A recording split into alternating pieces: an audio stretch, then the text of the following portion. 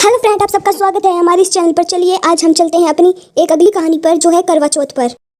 हिंदू मान्यताओं में किसी भी व्रत में उस व्रत की कथा सुनने का नियम है। ऐसा माना जाता है कि कोई भी व्रत उसकी कथा के बगैर पूरा नहीं होता, इसलिए हर प्रकार के व्रत एवं त्योहार को लेकर कोई प्राचीन कथाएं हैं। व्रत रखने वाली महिलाओं को इस दिन करवा चौथ व्रत की कहानी सुननी चाहिए। इस व्रत पर पूरा लाभ मिलता है।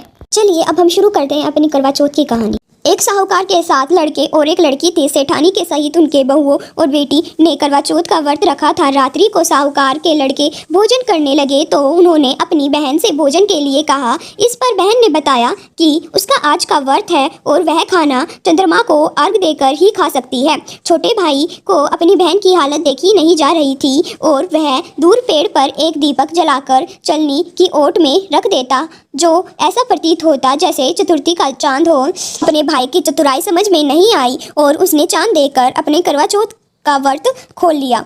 जैसे ही पहला टुकड़ा मुंह में डाला उसे छींक आ जाती है, दूसरा टुकड़ा डाला तो उसमें बाल निकल जाता है और तीसरे टुकड़ा मुंह में डालती है तभी उसके पति की मृत्यु का समाचार उसे मिलता है। वे बेहद दुखी हो जाती है। उसकी भाभी सच्चाई बताती है कि उसके साथ ऐसा क्या हुआ। व्रत गलत तरीके से टूटने के कारण देवता उससे नाराज हो गए। इस पर करवा निश्चित करती है कि वह अपने पति का अंतिम संस्कार नहीं करेगी और अपने सतीत्व से उन्हें पुनर्जीवित दिलाकर रहेगी। शोकांतुर होकर वह अपने पति के शव को लेकर 1 वर्ष तक बैठी रही और उसके ऊपर उगले खाली घास को इकट्ठा करती रहती।